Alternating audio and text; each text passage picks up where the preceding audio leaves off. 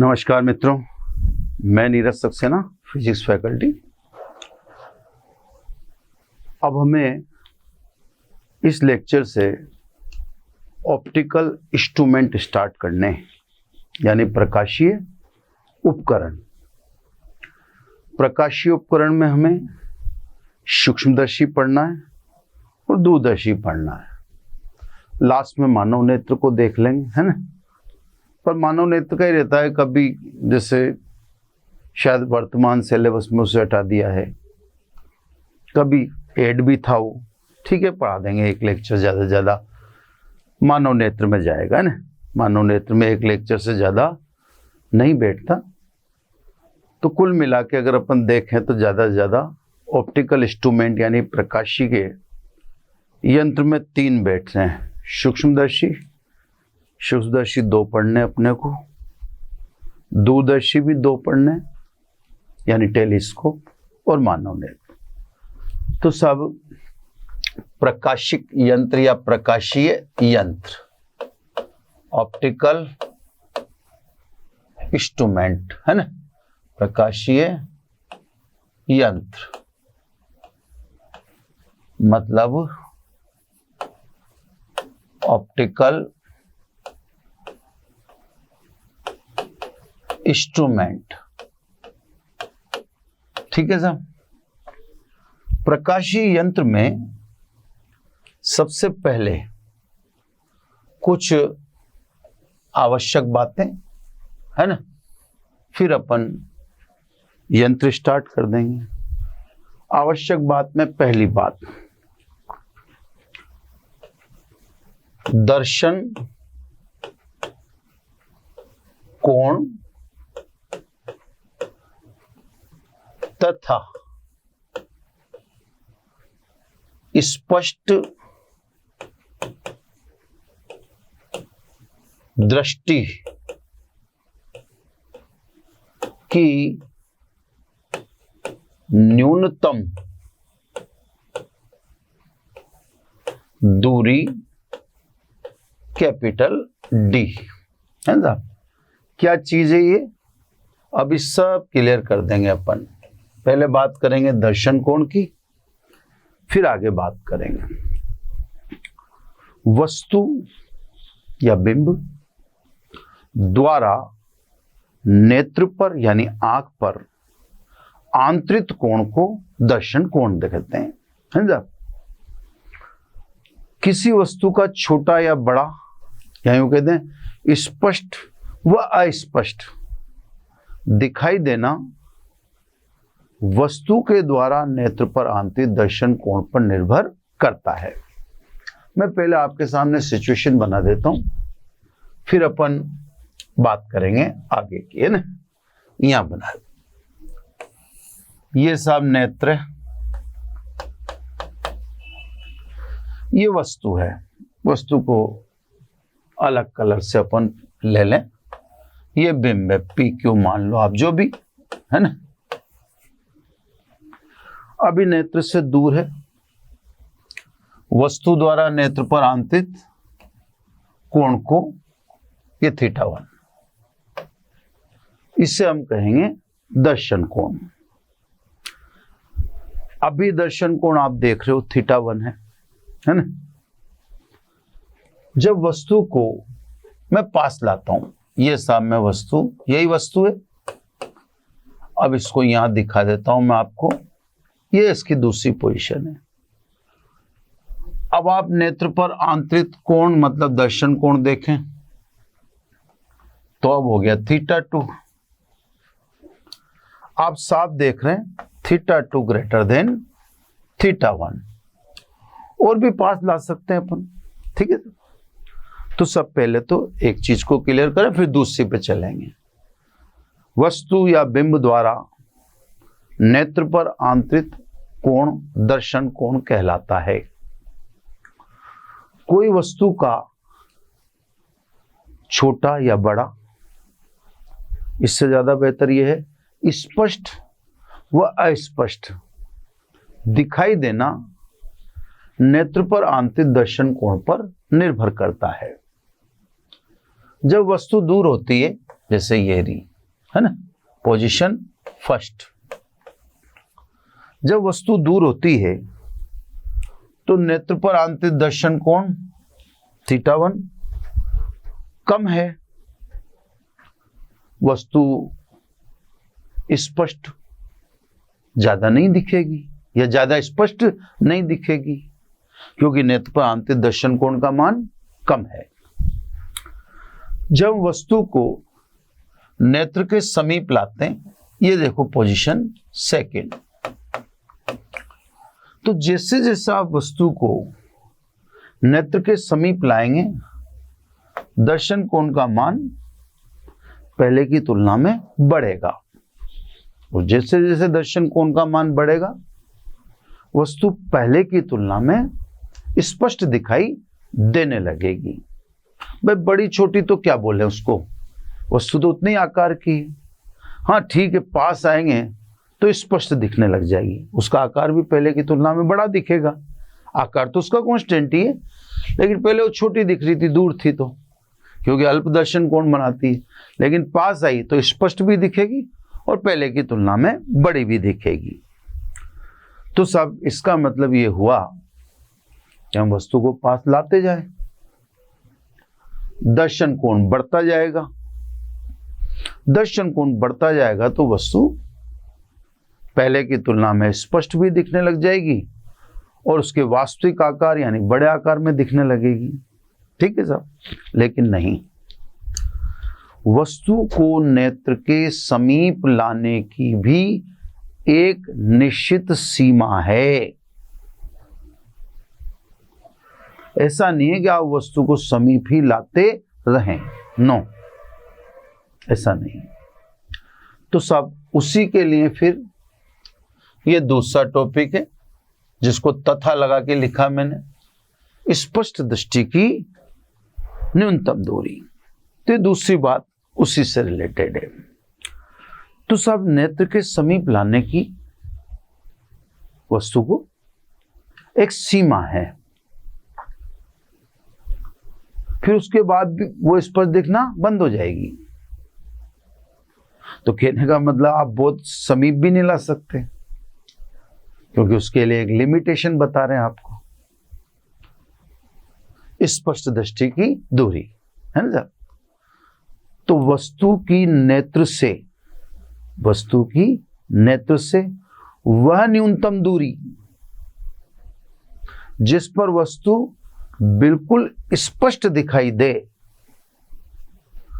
उससे स्पष्ट दृष्टि की न्यूनतम दूरी कहते हैं। इसे अपन कैपिटल डी से रिप्रेजेंट करते हैं या कैपिटल डी से दर्शाते हैं। इस परिभाषा से ये क्लियर हो जाना चाहिए कि आप अपने हिसाब से नेत्र के समीप भी नहीं ला सकते, क्योंकि वस्तु तथा नेत्र के बीच की वह न्यूनतम दूरी जिस पर वस्तु बिल्कुल स्पष्ट दिखाई देने लग जाती है, उससे स्पष्ट दृष्टि की न्यूनतम दूरी कैपिटल डी कहते हैं। स्वस्थ नेत्र के लिए निकट बिंदु 25 सेंटीमीटर है और दूर बिंदु अनंत होता है। तो फिलहाल दूर बिंदु की बात छोड़ो, फिलहाल तो निकट की बात हो रही है। तो आप वस्तु को नेत्र से कितना दूर ला सकते हैं? 25 सेंटीमीटर। तो मैं जब भी अब इस पार्ट में कैपिटल डी लिखूंगा तो कैपिटल डी लिखते आप समझ जाना 25 सेंटीमीटर, समझ गए आप। ये दूसरा मैंने बता ही दिया कि साथ स्वस्थ नेत्र के निकट बिंदु 25 सेंटीमीटर है, दूर बिंदु अनंत है। मानव नेत्र में और डिटेल में पढ़ा देंगे, है ना। यानी स्वस्थ नेत्र को इन दोनों जगह पर साफ दिखना चाहिए। अब आप कहें बाय द वे कि साहब आपको तो 20 सेंटीमीटर पर स्पष्ट दिखता है नेत्र से, इसका मतलब आपके दृष्टि दोष है, चश्मा लगेगा। आपको साफ ही दिखना था तो कहाँ दिख जाना चाहिए? 25 सेंटीमीटर। आप पढ़ते हो पुस्तक वगैरह, और आप पुस्तक पढ़ते हो, बहुत आंख के समीप लाके पढ़ते हो, निकट लाके, फिर आपको ढंग से पढ़ाई आती है, तो आप समझ जाइए आपकी आंखों में दोष है, जिससे नेत्र दोष कहते हैं। उसको चश्मे द्वारा उसका निवारण किया जाता है ना। तो सब 25 सेंटीमीटर स्पष्ट दृष्टि की न्यूनतम दूरी जो कैपिटल डी से दर्शाई जाएगी। स्वस्थ नेत्र का दूर बिंदु अनंत। तो कोई भी वस्तु आपको स्वस्थ नेत्र को साफ साफ दिखानी हो तो दो जगह दिखा सकते हैं। कहाँ कहाँ? 25 सेंटीमीटर दूर लाके दिखा सकते हैं और अनंत पर ले जाकर दिखा सकते हैं। इन दो जगह पर नेत्र को, स्वस्थ नेत्र को साफ दिखाई देता है। होगी सब बात, ठीक है।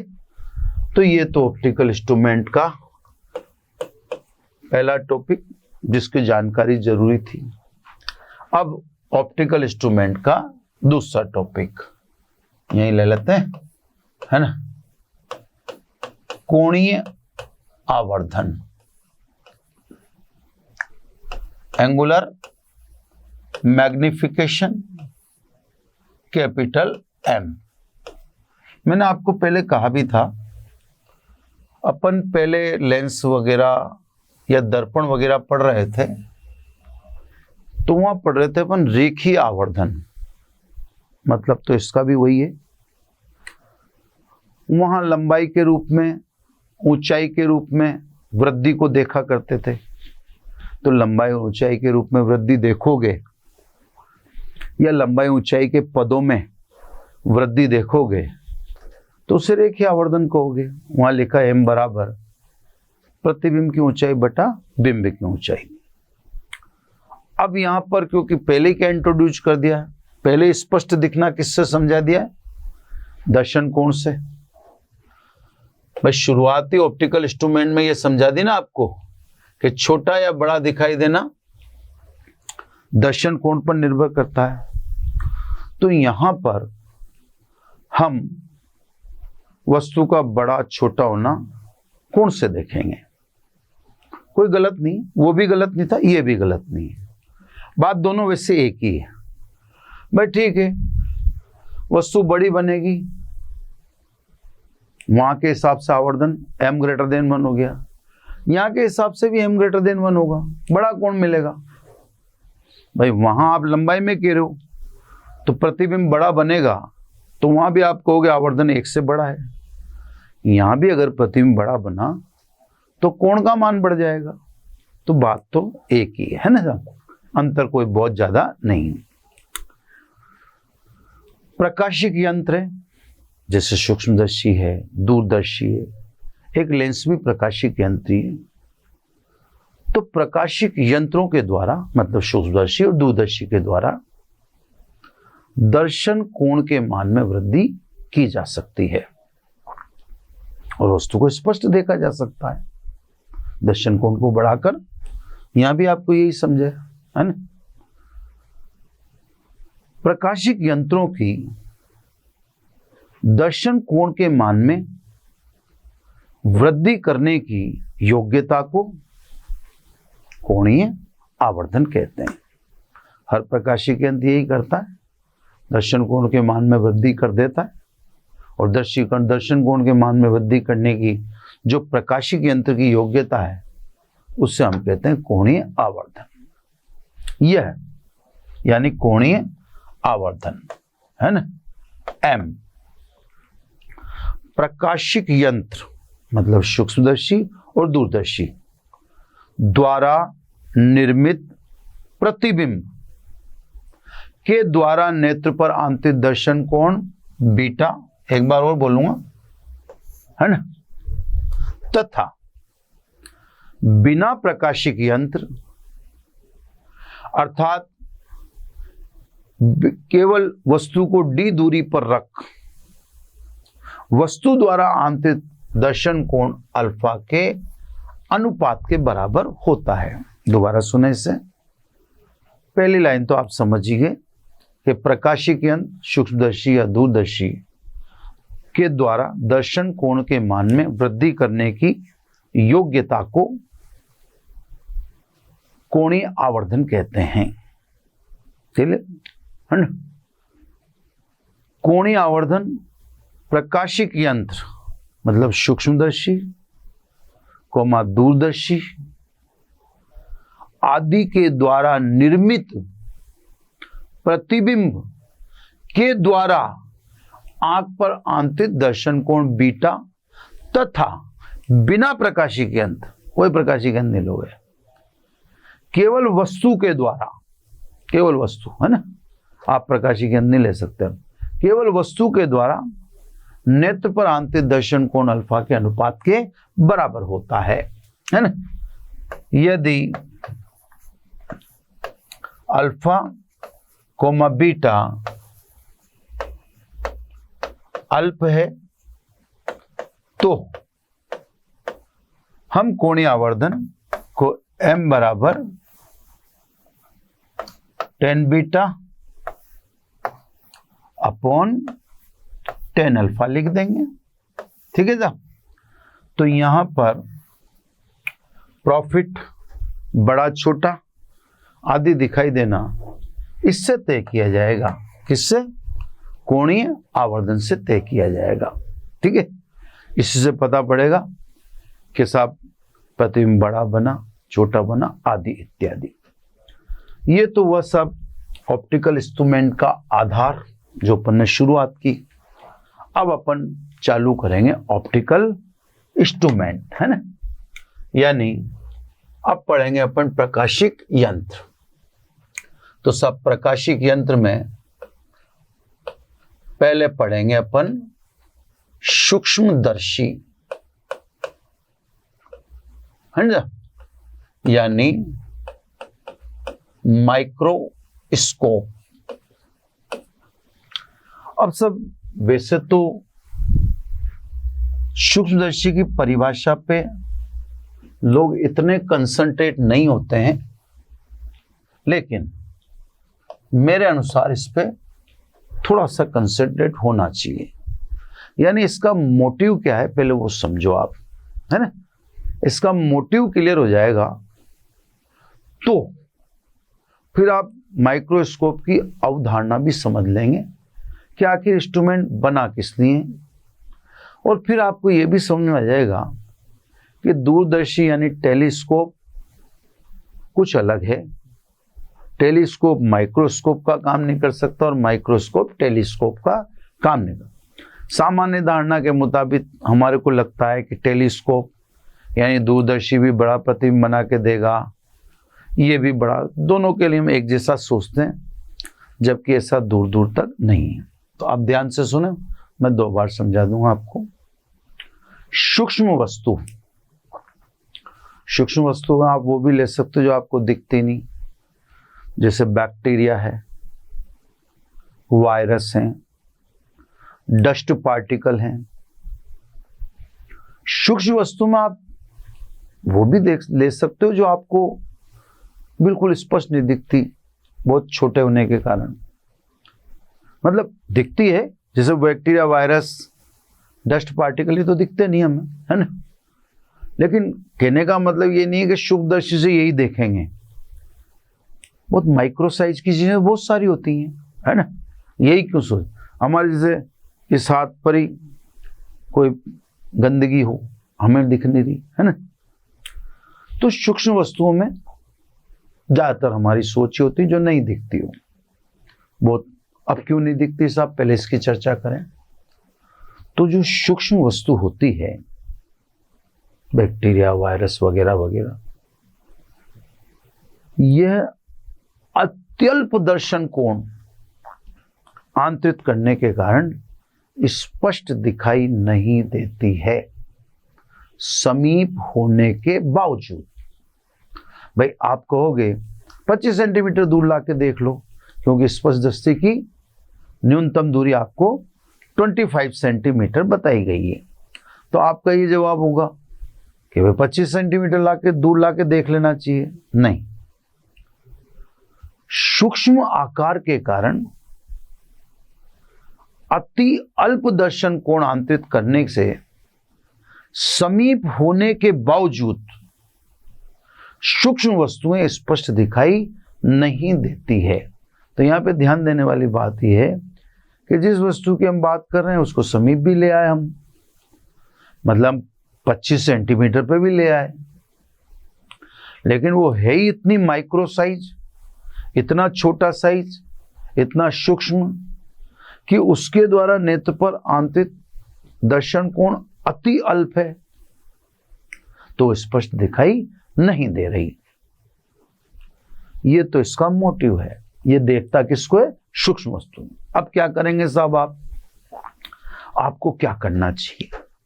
तो साहब हमें ये करना चाहिए कि लेंस या लेंसों का संयोजन उपयोग में लेकर इस सूक्ष्म वस्तु का बड़ा प्रतिबिंब बनाकर दर्शन कोण को बढ़ा लेना चाहिए, जिससे स्पष्ट दिख जाएगी।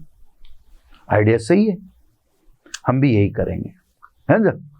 तो हम लेंसों के संयोजन का उपयोग करके इसका प्रतिबिंब बड़ा कर लेते हैं। भाई वस्तु को तो बड़ा कर नहीं सकते, इस वस्तु के प्रतिबिंब को बड़ा बना लेते हैं, और जब प्रतिबिंब बड़ा बन जाता है तो दर्शन कोण का मान भी बढ़ जाता है, फिर ये वस्तु स्पष्ट दिखाई दे जाती है। क्लियर? इसलिए या अतः वह उपकरण जो बिंब या वस्तु का बड़ा प्रतिबिंब बना दे सूक्ष्मदर्शी कहलाता है। तो सूक्ष्मदर्शी पास लाने वाला नहीं है, वो तो बिंब का बड़ा प्रतिबिंब बनाने वाला है ना? तो टेलीस्कोप का काम बिल्कुल अलग है, उसकी परिभाषा सुनाएंगे तो आपके बिल्कुल समझ में आ जाएगी, बिल्कुल क्लियर। मैं एक बार और बोल दूं, समीप होने के बावजूद सूक्ष्म वस्तुएं अल्प दर्शन कोण आंतरित करने के कारण स्पष्ट दिखाई नहीं देती हैं। लेंस या लेंसों के संयोजन का उपयोग कर इन वस्तुओं के बड़े प्रतिबिंब बनाकर दर्शन कोण में वृद्धि कर सकते हैं और स्पष्ट देख सकते हैं। अतः वह प्रकाशीय उपकरण जो बिंब का बड़ा प्रतिबिंब बना दे सूक्ष्मदर्शी यानी माइक्रोस्कोप कहलाता है।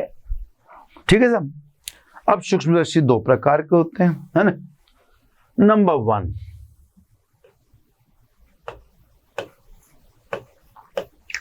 सरल सूक्ष्म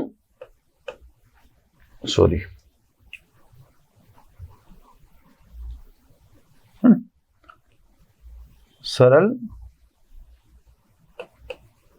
सूक्ष्मदर्शी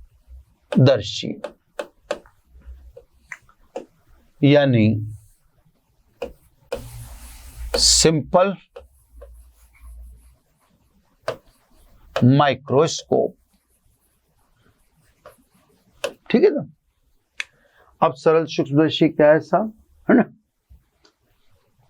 यह केवल एक उत्तल लेंस का बना होता है, सिंगल, है ना? सामान्यतः इसका उपयोग जैसे घड़ी वाले करते हैं। इसके अलावा भी जो माइक्रो मशीन यानी छोटी छोटी चीजें बनाते हैं आकार में, वो भी इसे एक उत्तल लेंस का इस्तेमाल करते हैं। काम तो वही है, बिंब का बड़ा प्रतिबिंब बनाना। तो ये केवल एक उत्तल लेंस का बना होता है, जिसका उपयोग आपने सामान्यतः घड़ी वालों को, इसके अलावा जो भी माइक्रो वर्क करते हैं उनको करते हुए देखा है। अब साहब इसका चित्र इधर बना देता हूं मैं, है ना? ठीक है, एक उत्तल लेंस देना, ये साहब एक उत्तल लेंस, चित्र सटीक बनना चाहिए इसमें, ये जरूरी है साहब, है ना? नहीं तो फिर स्पष्टता नहीं आ पाएगी। ये तो एक उत्तल लेंस हो गया। ठीक, अब अपन जो ध्यान रखना, अपन जो चित्रों में लेंस बनाएंगे वो उभयोत्तल बनाएंगे। उभयोत्तल का मतलब यहाँ पे मेरा कहने का ये है कि दोनों तरफ की फोकल लेंथ यानी f1 f2 बराबर और R1 R2 बराबर, अपन ऐसा कर। तो जैसे साहब ये F अनुमान से बस ये भी इतना ही दूरी पर, इधर भी लिख देता हूं F, इसका दुगने को 2F बोलोगे तो ये डिस्टेंस डबल कर लो, ये 2F है ना साहब। थोड़ी बहुत ज्यादा कम होगी हो तो अब आप यूं समझ लेना कि आपको स्पष्ट दिखाने के लिए ऐसा किया गया है। चलो साहब, एक उत्तल लेंस रख दिया। अब पहले वस्तु कहाँ रखनी है ना। आप ये ध्यान रखना, मैं आपको सीधे सीधे लाइट हिंदी में समझाता हूं। जब आपको देखना हो तो प्रतिबिंब आपके आंख के सामने बनना चाहिए, यानी बिंब की ओर ही बनना चाहिए, लेंस के पीछे नहीं बनना चाहिए। लेंस के पीछे फिर आपको दिखाई दे, ये जरूरी नहीं है। तो जब आपके नेत्र की बात आ जाए कि हाँ मुझे देखना है, तो आप याद रखना, जिधर बिंब हो उधर ही प्रतिबिंब बनना जरूरी, तभी आप देख पाएंगे। क्योंकि आप देखेंगे लेंस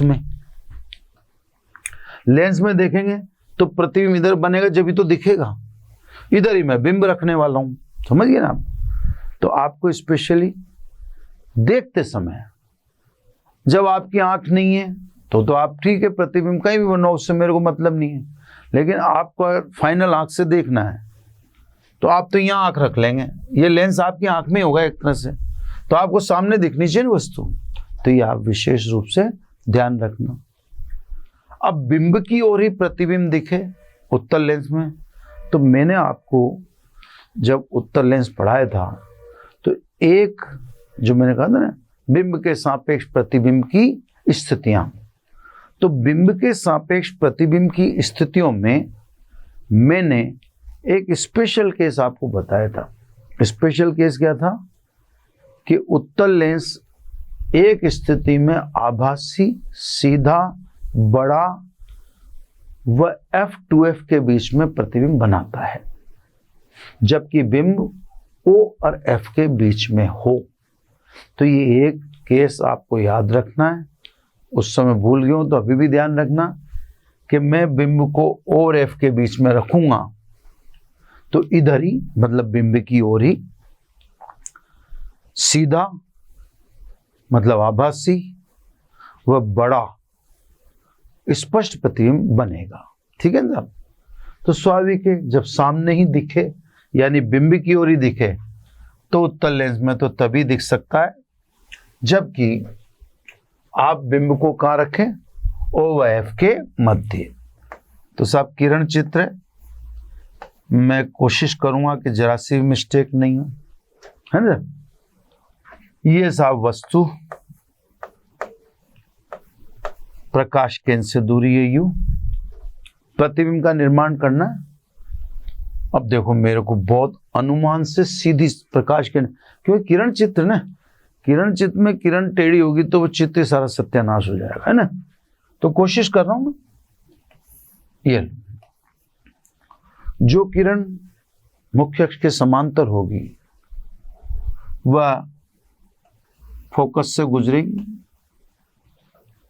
ठीक है, ये तो सही बन गया। ये किरण नंबर 1 का रूल। और जिस किरण को अपन प्रकाश केंद्र पर डालेंगे वह अविचलित गुजर जाएगी, मतलब सीधी गुजर जाएगी, है ना। ये सब सीधी। अब इधर थोड़ी सी फैल जानी चाहिए। अब जितनी फैली वो फैला दी मैंने। इधर तो ये किरणें फैल रही हैं, थोड़ा दूर जा रही है, तो इसका मतलब वास्तविक प्रतिबिंब तो इसका बनना नहीं। पीछे बढ़ाओ,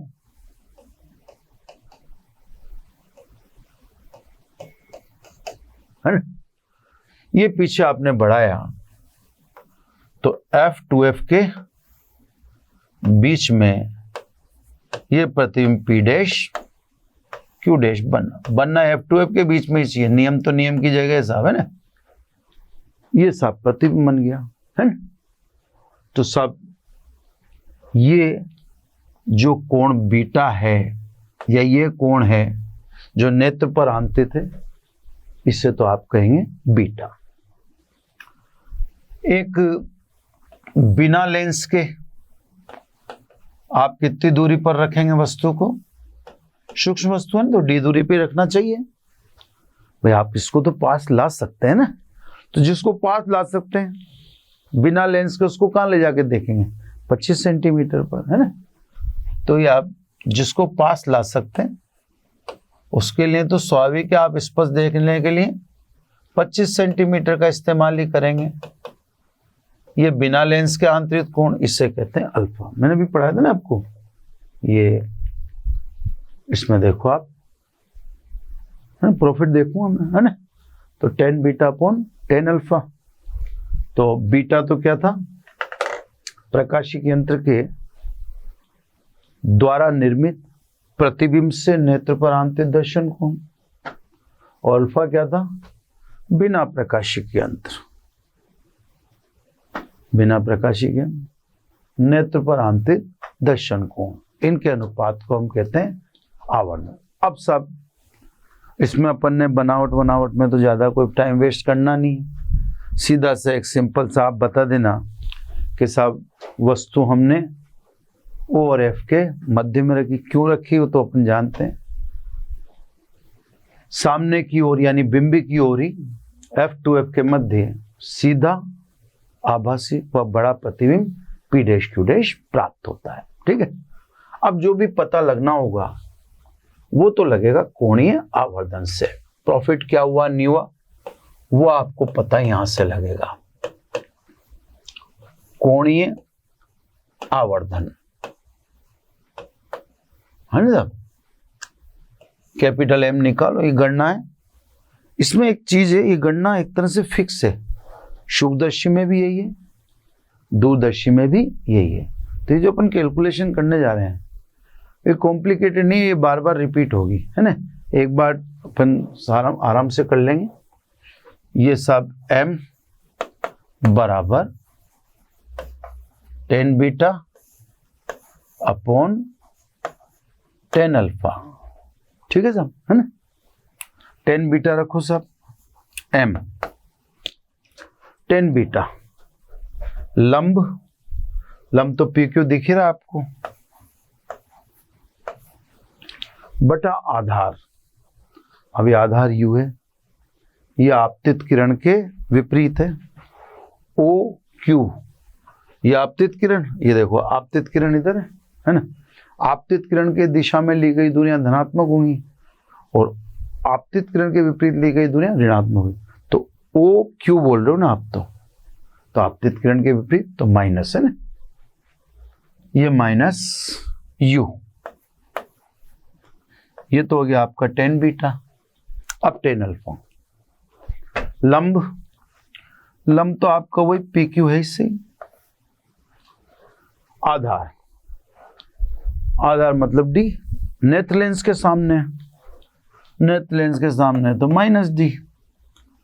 PQ से PQ कैंसिल हो गया, यानी कोणीय आवर्धन D अपॉन U। ये तो हुआ इसका बेसिक फॉर्मूला, है ना। अब इस बेसिक फॉर्मूले से आपको ये पता पड़ गया कि साहब सरल सूक्ष्मदर्शी का कोणीय आवर्धन का फॉर्मूला क्या है। ये नहीं है, ये है। ये तो ठीक है, इससे तो निकालते हैं, पर सरल सूक्ष्मदर्शी का बेसिक फॉर्मूला ये है। किसका? कोणीय आवर्धन का मूल सूत्र ये है। अब इससे आप जानेंगे कि मैं 25 सेंटीमीटर पर रखूं तो कोणीय आवर्धन कितना होगा, और दूर अनंत पर रखूं तो कोणीय आवर्धन कितना होगा। मैंने आपको बताया ना कि साहब स्वस्थ नेत्र के निकट बिंदु 25 सेंटीमीटर है और दो बिंदु अनंत है। यानी स्वस्थ नेत्र को अगर आप स्पष्ट दिखाना चाहते हैं तो दो जगह दिखा सकते हैं, या तो 25 सेंटीमीटर पर या अनंत पर। तो आप थोड़ा सा मेरी बात को समझिएगा कि ये सूत्र सरल सूक्ष्मदर्शी के आवर्धन का सूत्र है, सरल सूक्ष्मदर्शी के आवर्धन का सूत्र है। अब इससे आपको पता लगेगा कि आप वस्तु को d दूरी पर रखते हैं तो आवर्धन कितना होता है, इससे पता करेंगे। और आप वस्तु को अनंत पे रखते हैं तो वस्तु का आवर्धन कितना होता है ना। तो डायरेक्ट ये कोई आपके काम का नहीं। अब जो चीज निकलेगी इसके द्वारा निकलेगी, है ना। इसके द्वारा किससे निकलेगी साहब, तो मैं लिख रहा हूं केस फर्स्ट। ये केस फिक्स है साहब, है ना, केस फर्स्ट, ठीक। यदि प्रतिबिंब d दूरी पर बना होता है ना, यानी स्पष्ट दृष्टि की न्यूनतम दूरी कैपिटल D, है ना। तो यदि प्रतिबिंब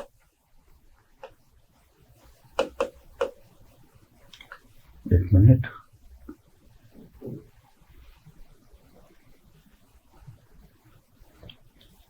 यदि प्रतिबिंब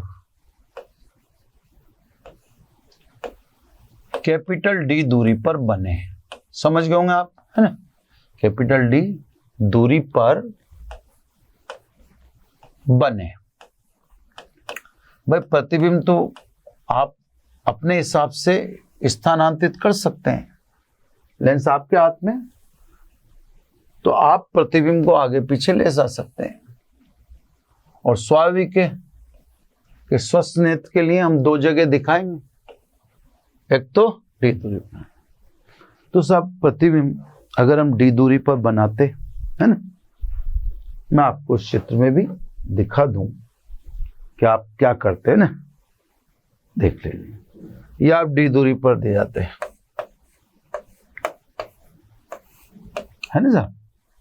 अगर आप d दूरी पर ले जाते हैं तो देखा प्रॉफिट कितना होता है, किस पे डिपेंड करता है ना। 1/f बराबर 1/v माइनस 1/u से। फॉर्मूला तो यही है लेंस का, है ना। उत्तल लेंस से फोकस दूरी पॉजिटिव है, v अंतिम प्रतिबिंब का बनाएंगे आप d दूरी पर, तो सब v बराबर माइनस d सामने है, आपतित किरण के यानी बिंब की हो रही है ना। वह u को भी क्या लिखना पड़ेगा आपको, माइनस u। चित्र में देख लो सर, है ना, दोनों प्रतिबिंब और बिंब दोनों एक ही तरफ, माइनस माइनस ही रहेगा, चिन्ह परिपाटी का यूज करेंगे, है ना। चलो सब, तो 1/f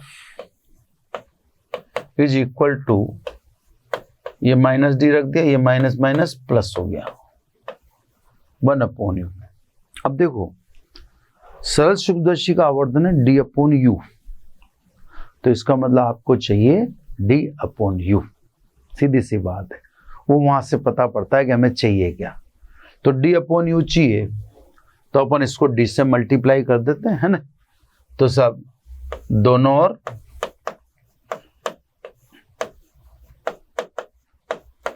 d से, ये पहला है ना तो थोड़ा ध्यान से कर रहा हूं मैं ना, दोनों ओर d से गुणा करने पर भाई फिर तो आप यूज्ड टू हो जाएंगे ना। दोनों तरफ d से गुणा करो, d/f बराबर -1 प्लस d/u, और d/u ही क्या है, आवर्धन है, देख लो ये d/u आवर्धन है ना। तो सब वही निकाल रहे अपन, इसलिए d/u is equal to 1 plus d/f। और समीकरण 1 से यही क्या है, सूक्ष्मदर्शी का या सरल सूक्ष्मदर्शी का आवर्धन।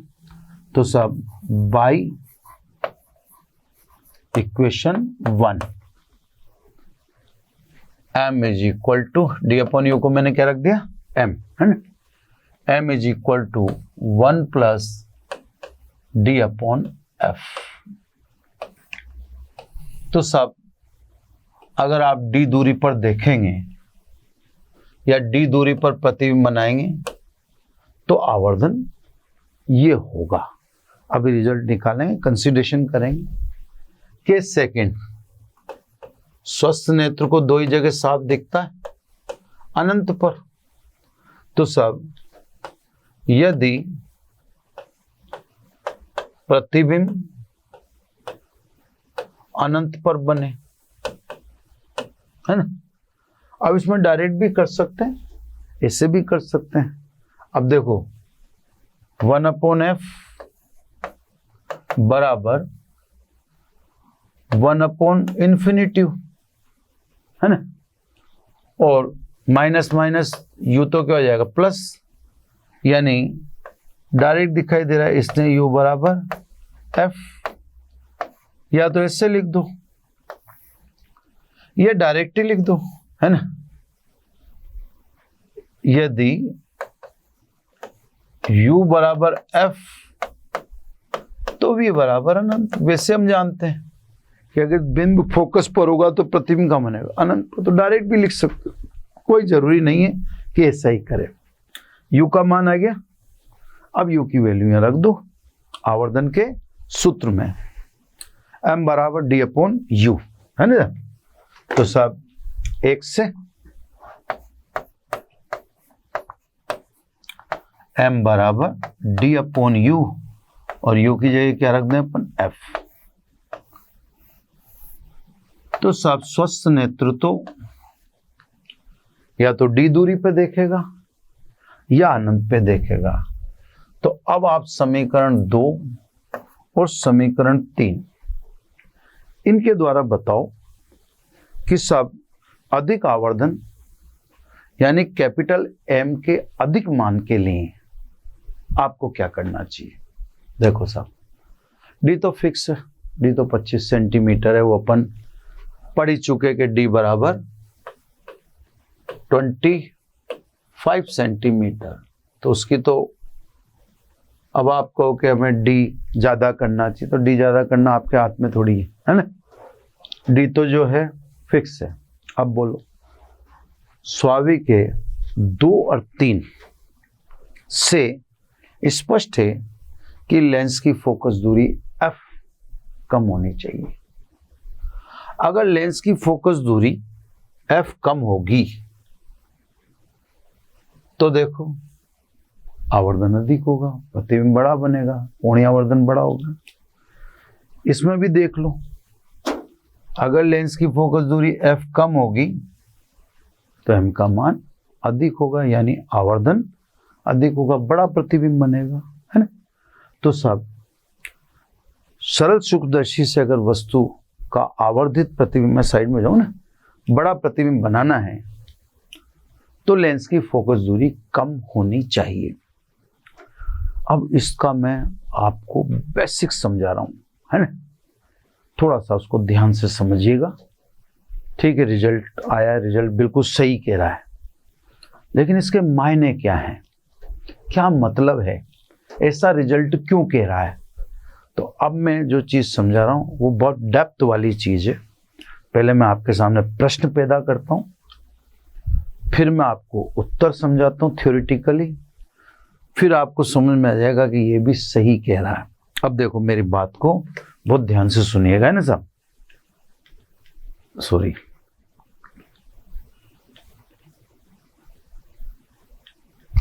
अब देखो ध्यान से सुनना मेरी बात को, बहुत ध्यान से। यहां पे देखो आप, मैंने बीटा लिया, ये देखो आप,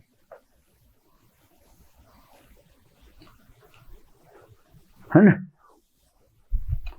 लंब बटा आधार, ठीक है। पी डैश क्यू डैश तो नहीं लिया ना। ये क्यों करा मैंने, पहला क्वेश्चन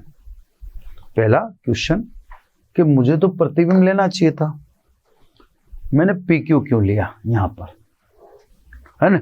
ये पहला क्वेश्चन। इस पहले क्वेश्चन के आंसर में दूसरा क्वेश्चन है आपका दूसरा क्वेश्चन ये होगा कि यार पी डैश क्यू डैश और पी क्यू दोनों के द्वारा आंतरिक कोण बीटा ही तो है, दोनों के द्वारा नेत्र पर आंतरिक कोण बीटा ही तो है, फिर कैसे आवर्धन हो गया, फिर प्रॉफिट कैसे हो गया? भाई प्रतिबिंब भी बीटा कोण ही आंतरिक कर रहा है और बिंब भी बीटा ही आंतरिक कर रहा है, तो फिर आवर्धन कैसे माना जाएगा, कैसे प्रॉफिट हो गया? तो सब पहले क्वेश्चन का तो आपको जवाब मिल गया होगा कि भाई मैं कोणीय आवर्धन निकाल रहा हूं तो मुझे तो कोण से मतलब है, तो मैं पी डैश क्यू डैश लूं या पी क्यू लूं, मेरे लिए तो कोण बीटा ही है दोनों का। तो सब मैंने कोई गलती नहीं की, क्योंकि हम कोणीय आवर्धन निकालना है, कोण चाहिए, पी डैश क्यू डैश भी बीटा ही कोण आंतरित कर रहा है और पी क्यू भी बीटा ही आंतरित कर रहा है, तो मैं क्यों पी डैश क्यू डैश लूं? लॉजिकली मेरे को तो कोण चाहिए, तो कोण तो मेरे को पी क्यू से मिल ही रहा है। अब दूसरे क्वेश्चन का जवाब बाकी रह गया कि यार आंतरिक कोण तो बीटा ही था ना, फिर प्रॉफिट कैसे हुआ? अब आप मेरी बात को ध्यान से समझना साहब, मैं कोशिश करूंगा, समझ जाएंगे तो ठीक है, नहीं समझेंगे तो भी ठीक है, क्योंकि रिजल्ट उधर तो आ ही रहा है ना अपने सामने। चलो इधर स्पेस नहीं है मेरे पास, मैं उधर ही समझाता हूं।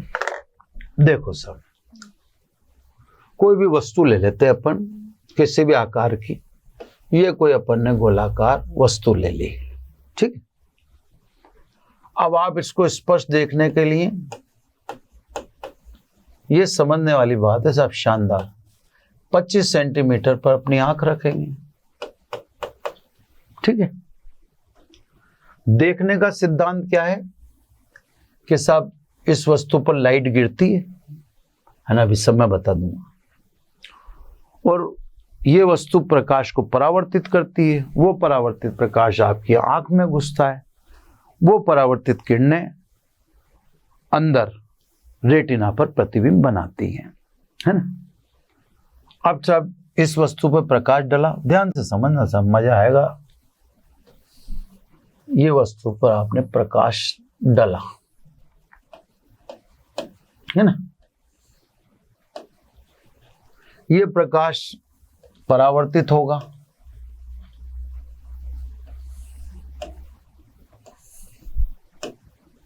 अब कई सारी किरणें हैं, मैंने ऐसे मान लिया है ना।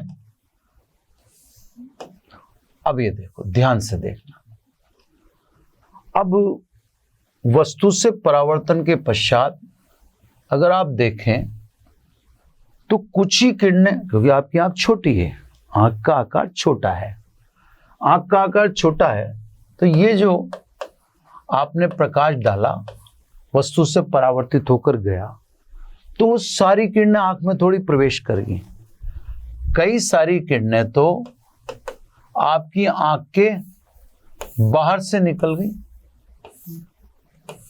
है ना। जो किरणें आपकी आंख से बाहर निकल गई, मतलब आपकी आंख के द्वारा रिसीव नहीं हुई, वो प्रतिबिंब के निर्माण में भूमिका नहीं निभा पाएंगी, यानी ये किरणें प्रतिबिंब के निर्माण में जो रेटिना पे बन रहा है उसमें कोई भूमिका नहीं रखती।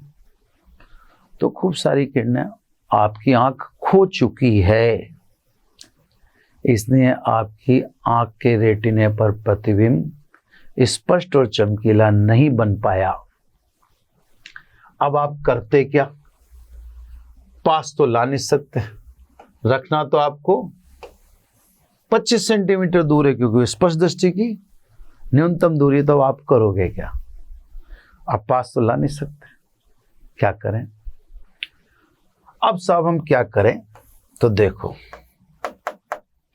हम क्या करें, एक लेंस का इस्तेमाल करें। लेंस तो हम आंख के पास ला सकते, लेंस को लाने में तो कोई दिक्कत है ही नहीं, तो हम एक लेंस का इस्तेमाल करें। वस्तु आपको कहां रखनी पड़ेगी?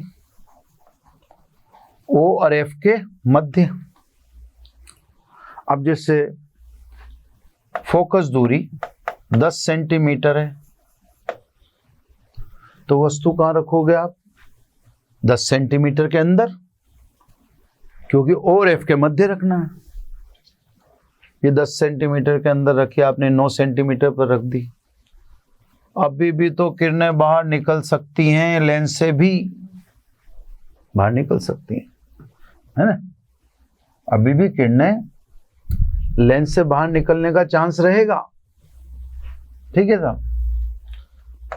ये आपने 10 सेंटीमीटर फोकस दूरी ली, तो अभी भी किरणें पूरी की पूरी नेत्र को नहीं मिल पाएंगी, क्योंकि लेंस को ही नहीं मिल पाई। क्या करें साहब, चलो लेंस की फोकस दूरी ले लें 2 सेंटीमीटर। ये लेंस, अब वस्तु, पहले तो मैंने 10 सेंटीमीटर तो 9 सेंटीमीटर पर रख ली वस्तु, है ना। अब तो 2 सेंटीमीटर फोकस दूरी है, तो मुझे वस्तु कहाँ रखनी पड़ेगी भाई? 2 के अंदर ही रखनी पड़ेगी। मान लो 1 सेंटीमीटर में रख ली मैंने। अब किरणें कहाँ जाएंगी? अब तो सारी की सारी किरणें लेंस को ही मिलेंगी, यानी अब जो प्रतिबिंब का निर्माण होगा वो सारी किरणों के द्वारा होगा। अब कहां किरणों का लॉस हुआ? और कम कर लो आप तो और कम कर लो। लो ये लेंस आप तो ले लो साहब 1 सेंटीमीटर फोकस दूरी ले लो, है ना। अब वस्तु को और एफ के अंदर ही रखना, तो अब तो 0.9 सेंटीमीटर पे रखेंगे ना, कमी पे रखेंगे। अब ये देखो, अब सारी की सारी किरणें वस्तु को ही मिले, लेंस को ही मिलेंगी, और आपने कहाँ देखना है? लेंस में ही देखना है। लेंस सारी किरणों को रिसीव कर लेगा, और अब लॉस तो होगा नहीं। पहले तो आप आंखों से देख रहे थे तो लॉस हो रहा था, ये हो रहा था, ज्यादा फोकस दूरी में भी लॉस हो रहा था, ये बाहर निकल गई थी। अब आपने कम फोकस दूरी कर ली, यानी वस्तु को आपने लेंस के बिल्कुल चिपका दिया, तो सारी किरणें परावर्तित होकर लेंस को ही मिली। लेंस उसका प्रतिबिंब बना देगा, और लेंस में आप 25 सेंटीमीटर दूर देख लेना, क्योंकि लेंस आपकी आंख में फिट बैठी है। लेंस छोटा होता है, नेत्रिका जो होता है आंख में पुतली के अंदर आ जाना चाहिए, इतना छोटा लेंस होना चाहिए। तो अब सारी आप लेंस में देख रहे हो, लेंस आपकी आंख में घुस ही चुका, मतलब पुतलियों के अंदर घुसने का मतलब अंदर नहीं। तो सब अब तो सारी की सारी किरणें आपको लेंस मिलेंगी इसी, क्योंकि लेंस आपकी पुतलियों में है, और लेंस के अंदर ही आपके सामने प्रतिबिंब बन रहा है। तो सब वास्तव में फोकल लेंथ यानी फोकस दूरी कम होगी, तो वस्तु हमें पास रखनी पड़ेगी। वस्तु हम पास रखेंगे तो किरणें नेत्र से परे नहीं जा पाएंगी, किरणें परे नहीं जा पाएंगी तो सारी की सारी किरणें प्रतिबिंब का निर्माण करने का काम करेंगी, और सारी की सारी किरणें जब प्रतिबिंब का निर्माण करने का काम करेंगी तो स्वाभाविक है जो प्रतिबिंब बनेगा वो स्पष्ट और चमकीला बनेगा। अब लॉस इसलिए भी नहीं हो रहा क्योंकि लेंस तो देखो मैंने पुतलियों के अंदर ही एडजस्ट कर रखा है, यानी नेत्रिका बहुत छोटी होती है, तो पुतलियों के एडजस्ट, तो मेरा सारा मैं सबका मेरी आँख के सामने है ही लेंस, और लेंस में प्रतिबिंब बन रहा है, तो अब किरणें कहाँ जाएंगी? अब तो मेरे नेत्र को मिलेंगी।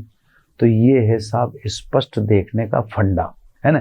तो ओरिजिनल बात तो ये है, लेकिन आपको सूत्रों के रूप में भी वही चीज़ यहाँ मिलती है, ये सामने ये मिलती है। ये भी ये कह रहा है फोकल लेंथ कम कर लो। और अगर आपके दिमाग में आता हो तो इसको दोबारा सोचना कि बिंब और प्रतिबिंब द्वारा आंतरिक कोण समान है, तो फिर प्रॉफिट किस बात का, काय का आवर्धन। तो साहब आवर्धन के क्या मतलब हैं वो मैंने आपको ये अलग से समझा दिया है, समझ में नहीं आए फिर पूछ लेना। ये बहुत शानदार चीज़ है, इसी को कहते हैं आवर्धन। और इसीलिए हम जिसको खाली आंख से स्पष्ट नहीं देख पाते उसको हम लेंस से साफ देख लेते हैं। ज़्यादा फोकस दूरी होगी तो समस्या जस की तस बनी रहेगी, जैसे वो भी बाहर जा रही थी, यहाँ भी देखो किरणें बाहर जाने लगी, तो आपको फायदा नहीं होगा। पर कम फोकस दूरी लोगे तो फायदा होगा। ये सही निर्णय है, ये सही निर्णय है, ऊपर वाला निर्णय गलत है ना। जितना कम फोकस दूरी होगी उतना निर्णय शानदार है। तो बच्चों इसमें अब अपन और कुछ तो एडजस्ट कर नहीं पाएंगे, इसको तो यहीं रोक देते हैं। अब नंबर 2 यानी संयुक्त सूक्ष्मदर्शी, वो अपन अगले वाले लेक्चर में डाल देते हैं ना, फिर सूक्ष्मदर्शी खत्म हो जाएगा।